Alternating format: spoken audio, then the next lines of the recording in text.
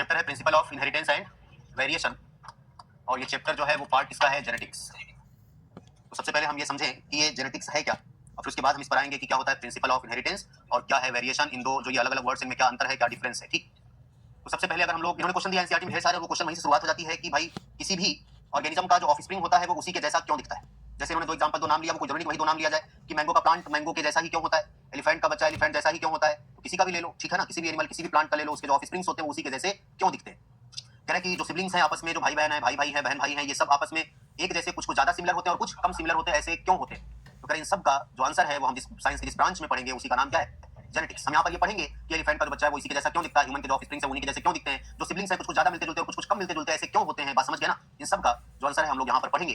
तो जेनेटिक्स में दो बातें आती हैं यहाँ पर, अगर हम लोग इसकी बात करें, जेनेटिक्स में दो चीजें हैं, एक है हेरेडिटी, हेरेडिटी, और एक होता है वेरिएशन। क्या होता है, वेरिएशन। ठीक, तो ये जो हेरेडिटी और वेरिएशन है ये होता क्या है, हम लोग इसी की बात करने वाले हैं। क्या होता है हेरेडिटी और क्या होता है वेरिएशन। हेरेडिटी का मतलब, अब ध्यान सुनिए, कि कोई भी ऑफस्प्रिंग वो अपने पेरेंट जैसा इसलिए दिखता है क्योंकि, अब आप जो जानते हैं, अगर हम डायरेक्ट बोले, क्योंकि वो कैरेक्टर जीन के थ्रू पेरेंट्स टू ऑफस्प्रिंग पास होते हैं, जो कि आप जानते हैं, लेकिन सबसे पहले ये बात तो पता ही नहीं। ठीक है, तो हेरेडिटी का मतलब क्या है, passing of character from parents to offspring. और ये बात इन्होंने कहा एनसीईआरटी लिखती है, और बात सही भी है, कह रहे ये बात कहीं ना कहीं, और उसके बाद जो कैरेक्टर पास होते हैं पेरेंट्स टू ऑफस्प्रिंग, तो एग्जैक्टली कैरेक्टर पास नहीं होते, जो ऑफस्प्रिंग होते हैं वो अपने पेरेंट्स के मोर और लेस सिमिलर लिखती है, और बात सही भी है, कह रहे ये बात कहीं ना कहीं, और उसके बाद जो कैरेक्टर पास होते हैं पेरेंट्स टू ऑफस्प्रिंग, तो एग्जैक्टली कैरेक्टर पास नहीं होते, जो ऑफस्प्रिंग होते हैं वो अपने पेरेंट्स के मोर और लेस सिमिलर होते हैं। जैसे अभी बोला, कुछ सिबलिंग्स ऐसे हैं जो ज्यादा मिलते जुलते आपस में और अपने पेरेंट्स के भी हैं, और कुछ ऐसे हैं जो कि कम मिलते जुलते हैं, क्योंकि यहाँ पर हम जो बात करेंगे वो सेक्सुअल रिप्रोडक्शन की बात करेंगे। अगर आप एसेक्सुअल समझ लेंगे तो वहां पर एग्जैक्ट कॉपी होते हैं ऑफस्प्रिंग अपने पेरेंट्स के। हम यहाँ पर बार बार क्या बोले, मोर और less similar to their parents. बात समझ गए ना, मतलब हम बात कर रहे हैं सेक्सुअल रिप्रोडक्शन की, जहां पर वेरिएशन आता है, बदलाव आता है। Variation is the degree by which offsprings differ from their parents, इसी को वेरिएशन बोलते हैं। किसी भी पेरेंट्स का जो ऑफस्प्रिंग, किसी भी ऑर्गेनिज्म का जो ऑफस्प्रिंग प्रोड्यूस होता है, वो ऑफस्प्रिंग अपने मां बाप से थोड़ा बहुत मिलता जुलता और थोड़ा बहुत बदला हुआ होता है। ये जो बदला हुआ होता है इसी को हम क्या बोलते हैं, वेरिएशन। क्या बोलते हैं, और ये वेरिएशन कहां पर आता है, सेक्सुअल रिप्रोडक्शन में। इन्होंने कहा कि हमारे एंसेस्टर्स भी इस बात को जानते थे, 8000 टू 1000 बीसी बिफोर क्राइस्ट, पहले भी ये लोग जानते थे कि जो वेरिएशन है वो कहीं ना कहीं छिपा है सेक्सुअल रिप्रोडक्शन में। तभी तो इन्होंने ब्रीड करा के बनाया था साहीवाल काऊ इन पंजाब, उसी का रिजल्ट है, इनको पता था तभी ब्रीडिंग कराई गई है। तो सब अगर हम ये बोले तो साहीवाल काऊ पंजाब में जो प्रोड्यूस हुई है, ये हाइब्रिडाइजेशन जो ये ब्रीडिंग कराई गई, उनको ये पता था कि जो वेरिएशन है, अगर हम दो लोगों का क्रॉस कराएंगे तो जो नया ऑफस्प्रिंग बनेगा उसमें कहीं ना कहीं बदलाव आएगा, और ये बदलाव आएगा सेक्सुअल रिप्रोडक्शन की वजह से। बात समझ गए।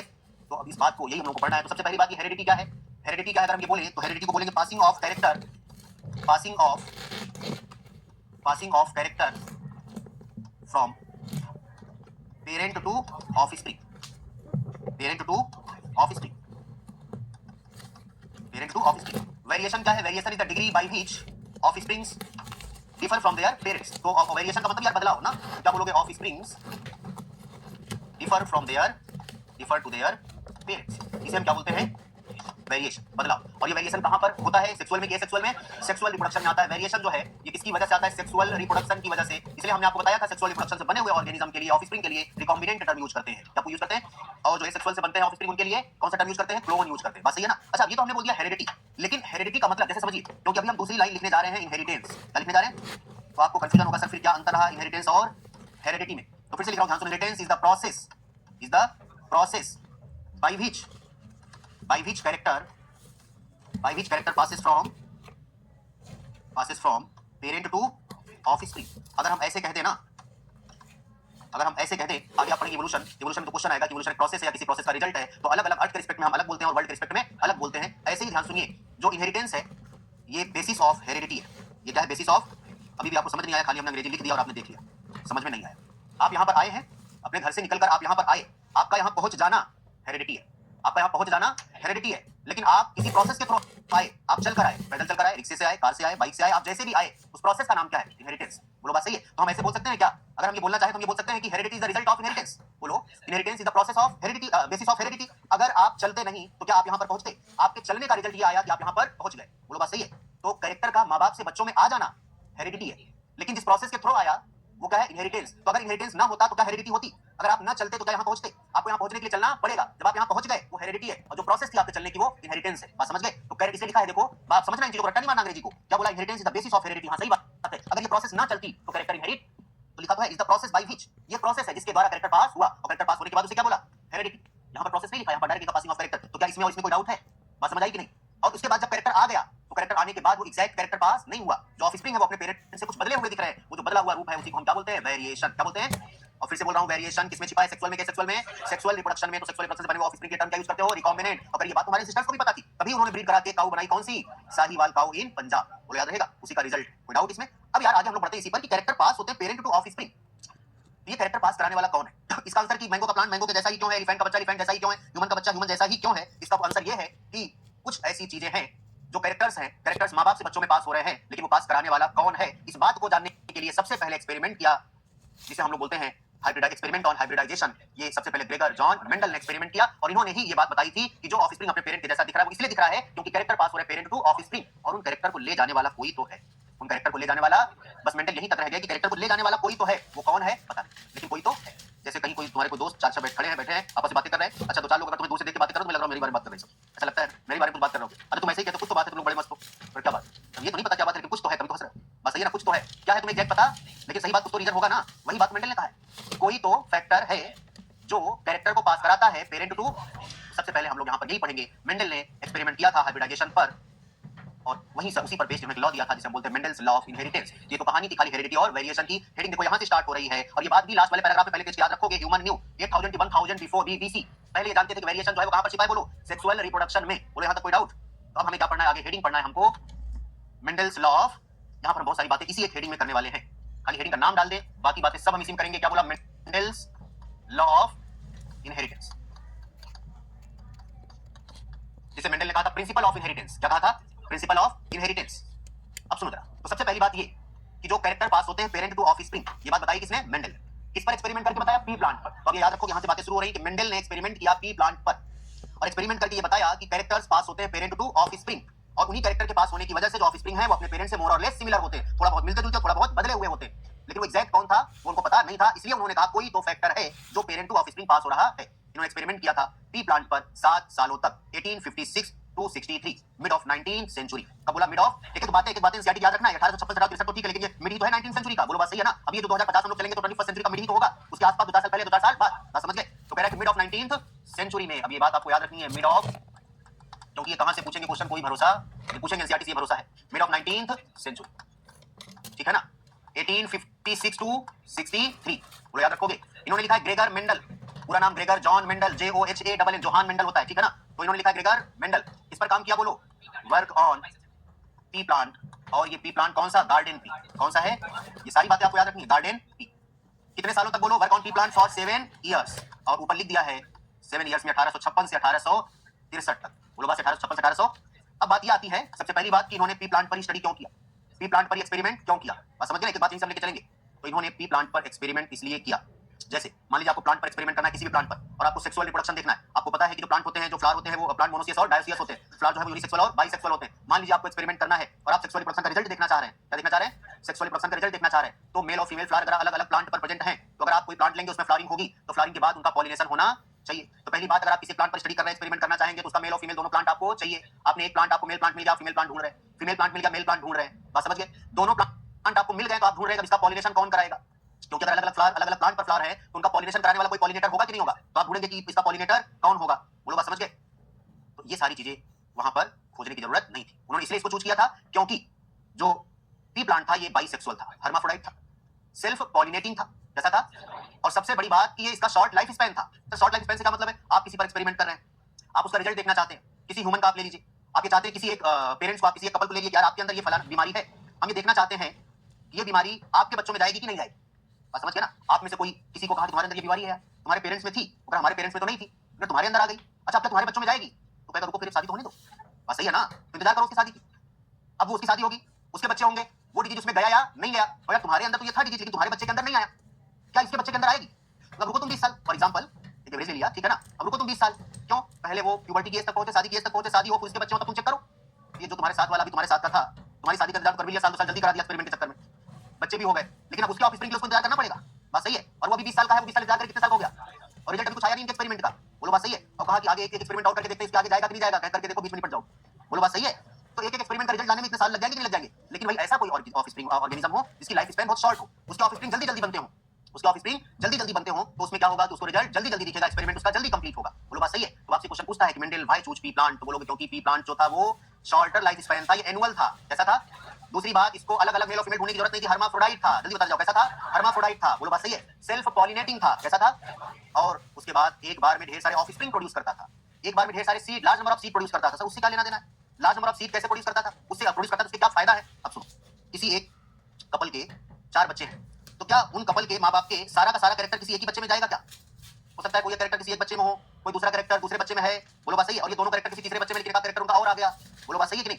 मतलब अगर उनके एक किसी बच्चे को देखोगे तो ये नहीं बता सकते हो 100% इसके पेरेंट्स के अंदर कौन कौन से कैरेक्टर थे, लेकिन उनके अगर 3-4 बच्चे सबको देखोगे तो आइडिया ओवरऑल लग जाएगा कि नहीं लग जाएगा? जैसे मान लो, ऐसे समझने के लिए, तुम्हारे घर में कोई रिश्तेदार है, किसी के यहाँ मान लो घर में 4 बच्चे हैं, कोई रिश्तेदार आया, कोई फंक्शन था, पड़ोस वाले अंकल भी आए थे, और तुम गए, अंकल जी को बढ़िया विश किया, अंकल जी नमस्ते, ठीक है ना, पैर में छुआ, अंकल जी कहेंगे इनके बच्चे बड़ा संस्कारी है इनका। अब पड़ोस वाले अंकल को बर्दाश्त होगा इनके बच्चे संस्कारी? भाई साहब खाली यही एक संस्कारी है इनका, बाकी 3 और हैं बहुत बड़े वाले हैं। तो भाई साहब क्या करेंगे? भरोसा कर लेंगे कि पता नहीं यार, एक तो अच्छा है, एक तो अच्छा है, पता नहीं और 3 इनके कैसे हैं। अभी वो डाउट में है कि वो 100% श्योर हो गए, डाउट में है ना। कोई दूसरा आया मान लो, उसने भी खूब अच्छे से विश किया, नहीं यार तुम तो कह रहे थे कि 2, भाई साहब बस ये थोड़ा बहुत ये भी ठीक ठाक है, बाकी और तो पक्का एकदम खराब वाले। अभी वो डाउट में है ना। लेकिन अगर 4 के चारों एक साथ सामने होते, 4 के चारों एक बार में ही उनके सामने होते, तो वो चारों कैसी हरकत करेंगे वो देख के बता देंगे कि यार तुम्हारे संस्कार कैसे हैं। बोलो बात सही है गलत? अगर एक एक करके आ रहे तुमको समझने में टाइम लग रहा है, लेकिन चारों एक साथ आ गए तो टाइम नहीं लग रहा है। एक ही बात में बाहर में वो रिजल्ट बता देंगे तुम्हारे बच्चे अच्छे हैं या खराब है। और कुछ भी करते हो तो सीधा माँ बाप ही बताता है कि तुम माँ बाप ऐसे तुम कैसे हो। लोग यही तो कहते हैं। बोलो ऐसे ही भैया, जब ये जो है ना seed, large number of seed जब प्रोड्यूस कर रहा था ये प्लांट, पी प्लांट, तो अगर एक एक करके प्रोड्यूस करता, जैसे मान लो ओवरऑल तुम बता रहे एक्सपेरिमेंट में चलेंगे, मान लो एक सीड था वो राउंड और दूसरा वाला कैसा था? रिंकल्ड। इन दोनों का क्रॉस कराया तो एक सीड कैसा बना? बोलो राउंड। लेकिन कोई जरूरी है सारे राउंड ही बनेंगे क्या? लेकिन अभी एक ही बना है, वो कैसा बना? राउंड। तो ये अगर कह दे कि यार एक राउंड सीड वाला प्लांट और एक रिंकल सीड वाला प्लांट, इसका जो ऑफस्प्रिंग बना वो हमेशा राउंड ही होगा, ये बात आगे चल के गलत साबित हो सकती है। लेकिन अगर ढेर सारे सीड प्रोड्यूस हुए इसके एक ही बार में, तो हो सकता है उनको ये देखने को मिल जाए कि कुछ जो है वो राउंड है अपने एक पेरेंट के जैसा, कुछ जो है वो रिंकल्ड है अपने दूसरे पेरेंट के जैसा, और कुछ जो है वो बीच के हैं, दोनों का कैरेक्टर उसमें है। बोलो बात सही है? तो अगर ढेर सारे सीड एक बार में आ गए तो उस प्लांट के अंदर प्रेजेंट, उस ऑर्गेनिज्म के अंदर प्रेजेंट सारे कैरेक्टर एक ही बार में देखे जा सकते हैं। मतलब कि सारी पॉसिबिलिटी, कितनी पॉसिबिलिटी आने की है वो एक बार में ही देखा जा सकता है। बोलो बात सही है? इसलिए ये इंपॉर्टेंट था कि जब ढेर सारा सीड एक ही बार में प्रोड्यूस करता था तो उसके कैरेक्टर सारे के सारे एक ही बार में देखे जा सकते थे। बात समझ गए? कोई डाउट? तो इन्होंने मेंडल ने बाद इन्होंने लिखा, इन्होंने प्योर लाइन लेके, ट्रू ब्रीड लेके क्रॉस कराया था। तो सबसे पहली बात प्योर लाइन क्या होता है, अभी हम लोग एक्सपेरिमेंट पढ़ेंगे, जब F1 जनरेशन पढ़ेंगे उसके बाद सेल्फिंग कराएंगे तो वहां पर प्योर लाइन अपने आप आपको समझ में आएगा। तो सबसे पहली बात अगर हम ये करें कि बोलो जो characters parent to offspring produce होते हैं, जो बच्चे अपने माँ बाप के जैसे शकल सूरत में दिखते हैं, ये बात बताने के लिए सबसे पहले एक्सपेरिमेंट किसने करी? मेंडल ने करी। किस पर करी? पी प्लांट पर करी। कब किया? 1856 से लेकर 1863 तक किया। कितने सालों तक किया? 7 सालों तक किया। बोला याद रहेगा? अब सबसे पहली बात अब क्वेश्चन आता है, why Mendel choose P plant? Mendel ने पी प्लांट क्यों चूज किया? आगे बढ़ जाए? चलो अब यहां पर यही बात लिखोगे, तब आगे बढ़ेंगे। इसके बाद उन्होंने और क्या क्या किया है? Why Mendel choose P plant? Mendel ने पी प्लांट चूज क्यों किया? इसका आंसर है क्या क्या बोलोगे? बोलो। क्योंकि उस प्लांट का शॉर्ट लाइफ स्पैन था, ठीक है ना, शॉर्ट लाइफ स्पैन था। और क्या बोलोगे? हर्माफ्रोडाइट था, ठीक है ना, हर्माफ्रोडाइट था। शॉर्ट लाइफ स्पैन के बाद हम ये लिख देंगे एनुअल था। बोलो कैसा प्लांट था? एनुअल था। एनुअल था। हम ये बोल दें कि सेल्फ पॉलिनेटिंग था। बोलो जल्दी, सेल्फ पॉलिनेटिंग था। और ये बोल दें produce large number of seed in one time या इन वन ब्रीड। बोलो इन वन टाइम या वन ब्रीड। कोई डाउट? तो सबसे पहले तो ये बात एनसीईआरटी में डायरेक्टली नहीं लिखी है कि मेंडल ने क्यों चूज किया था पी प्लांट को, क्वेश्चन आएगा। बस समझ गए? अब चलो, इन्होंने मेंडल ने चूज किया था पी प्लांट के अंदर 7 कैरेक्टर लिए। कितने कैरेक्टर लिए? तो पहले ये जानो कि कैरेक्टर क्या होता है, और फिर 7 कैरेक्टर्स के इन्होंने 14 ट्रेट्स लिए। ट्रेट का मतलब वेराइटी, ट्रेट का मतलब हर एक कैरेक्टर के 2 ट्रेट होते हैं, हर एक कैरेक्टर के। जैसे मान लो बात करें हाइट, किसकी बात करें? तो हाइट अगर बात करेंगे तो कोई बोलेगा कैसी हाइट भैया, टॉल या ड्वार्फ। अगर हम बात करें कलर, मान लो किसी के कलर, तो बोलो कैसा कलर, फेयर या डार्क। बोलो बात सही, इसी की बात करेंगे फेयर या डार्क, ठीक है ना। तो हर एक कैरेक्टर जो, अगर हम लोग बात करें मान लो हेयर कलर, ये जो कलर है ये क्या है? कैरेक्टर है। लेकिन उसमें वो कलर फेयर है कि, मान लो ये अगर हम हेयर कलर की बात कर रहे हैं, ये ब्लैक है या ब्राउन, वो क्या हो गया? बोलो ट्रेट। हम स्किन कलर की बात करें, स्किन कलर क्या हो गया? बोलो कैरेक्टर। लेकिन फेयर है कि डार्क, ये क्या हो गया? बोलो ट्रेट हो गया। ये ट्रेट का मतलब वेराइटी, ट्रेट का मतलब। तो पहले ये तो याद रखोगे कि एक ट्रेट, एक कैरेक्टर की कितनी वैरायटी होती है। तो इस पर क्वेश्चन आता है, कई बार क्वेश्चन आता है कि मेंडल ने चूज किया था कितने कैरेक्टर? 7 कैरेक्टर। कितने ट्रेट्स? 14 ट्रेट्स। बोलो याद रहेगा? अच्छा, अब इसके पहले हमको ये जानना होगा कि जीन क्या होता है, फैक्टर क्या होता है, क्योंकि जैसे ही हम तुम्हें बताएंगे कैरेक्टर और कैरेक्टर के बाद बताएंगे ट्रेट्स, तुम्हें यहाँ पर समझना होगा कि जीन क्या होता है और एलील क्या होता है। जीन क्या होता है और कुछ टर्म हम लोग पढ़े, इसको एक बार छोड़ रहे हैं, हम लोग की पूरी कहानी में इसी हेडिंग हम लोग पढ़ेंगे। अब इसको यहाँ पर छोड़ रहे, इतनी बातें याद रखोगे कि कैरेक्टर्स पास हो रहे हैं पेरेंट्स टू ऑफस्प्रिंग, ये बात, और जो ऑफस्प्रिंग है वो अपने पेरेंट्स से मोर और लेस सिमिलर है। ये बात सबसे पहले किसने बताई? मेंडल ने बताई। कब एक्सपेरिमेंट किया? Mid of the 19th century, 1856 से 1863 पर। किस पर एक्सपेरिमेंट किया? इनका जो एक्सपेरिमेंट का टाइटल था वो था एक्सपेरिमेंट ऑन प्लांट हाइब्रिडाइजेशन। ये भी याद रखोगे, इनके वर्क का जो टाइटल था, इनके जो इन्होंने जो काम किया, इनके वर्क का जो टाइटल था वो क्या था? बोलो experiment on plant hybridization, plant hybridization. बोलो याद रहेगा? Plant hybridization. और अभी बात भी लिखी दे रहे हैं, फिर हम आगे जीन और एलील पर चल रहे हैं, तो क्या बोले यहाँ पर, बोलो मेंडल चूज, इन्होंने कितना लिया बोलो, 7 कैरेक्टर एंड 14 ट्रेट्स। ट्रेट्स का मतलब वेराइटी बोल सकते हो, क्या बोल सकते हो, ठीक है ना। 7 कैरेक्टर एंड 14 ट्रेट्स, कौन कौन से, अब इनमें से ये जो ट्रेट्स थे, इनमें से कुछ ट्रेट्स जो थे वो डोमिनेंट थे और कुछ जो थे वो रिसेसिव थे। अगर हम एक कैरेक्टर की बात कर रहे हैं, जैसे स्किन कलर की बात करें, फेयर या डार्क, तो एक होगा डोमिनेंट और दूसरा होगा रिसेसिव। एक कैरेक्टर के दो ट्रेट, जिसमें से एक डोमिनेंट और एक, और जरा पहले इनके कैरेक्टर्स की बात कर लेते, कौन कौन से इन्होंने कैरेक्टर लिया था।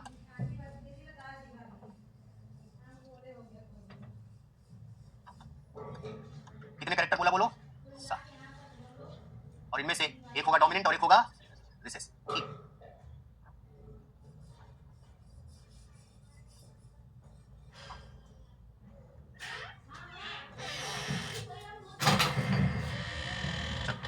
हम यहां पर लिख रहे हैं कैरेक्टर्स,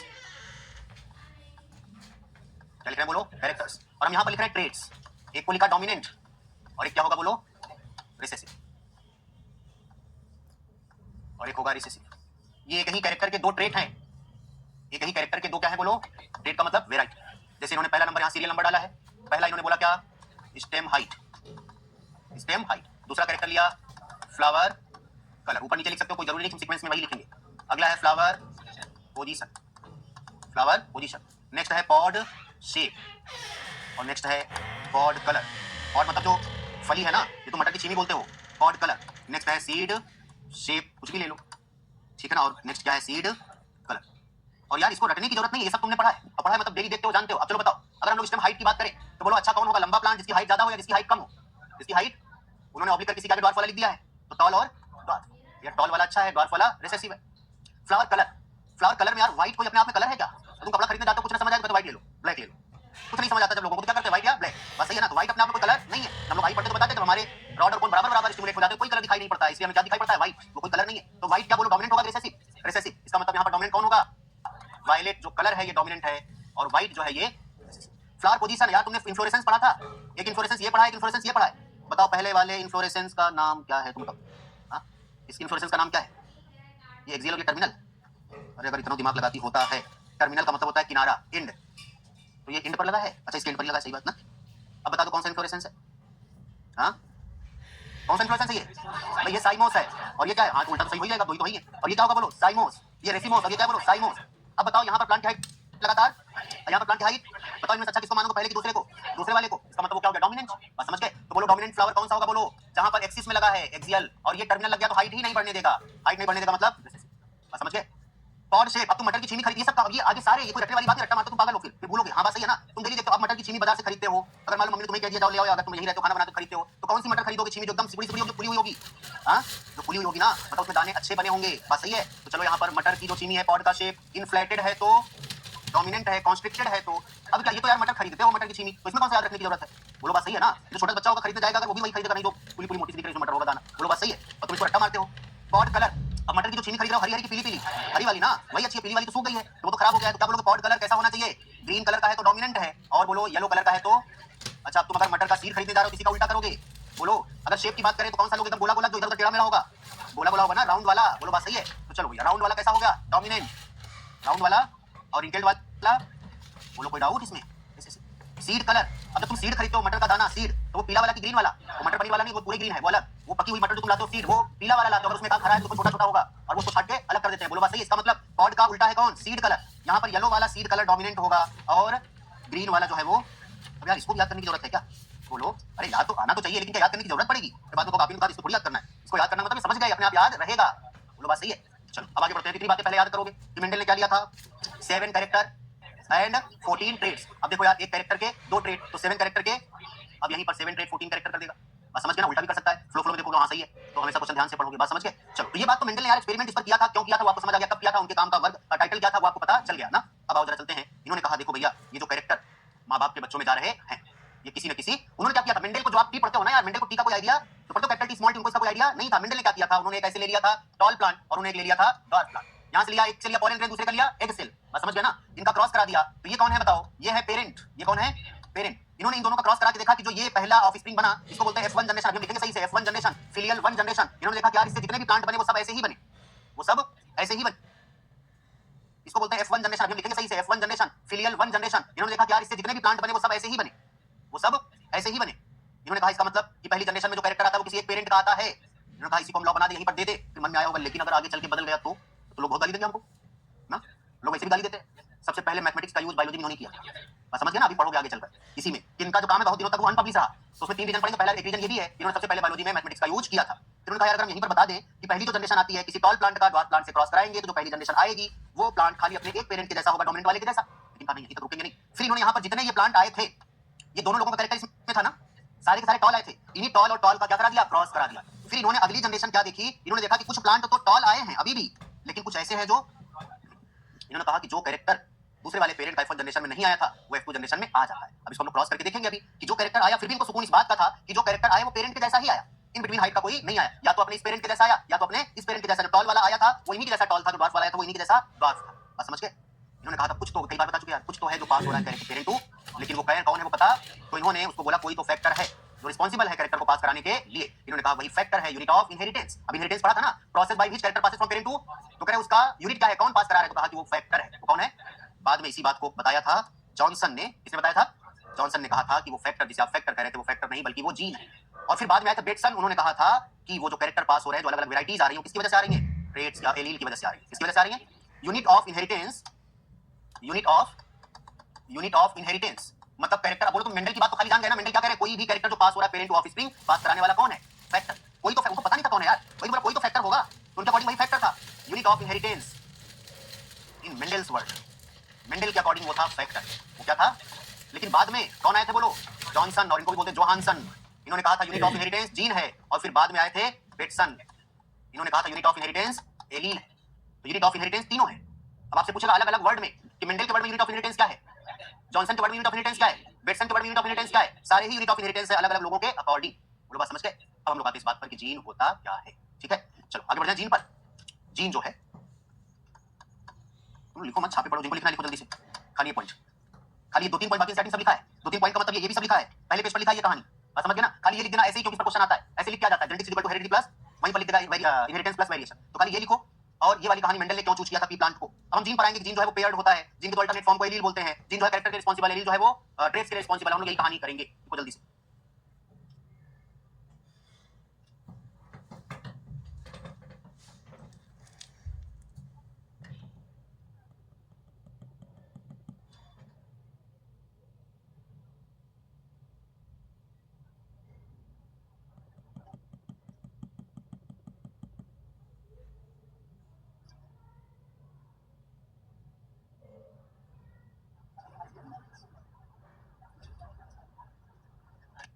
हो गया, चलो अब सुनो। तो अब ये बात करेंगे, ध्यान से सुनो, जीन की बात कर रहे हैं।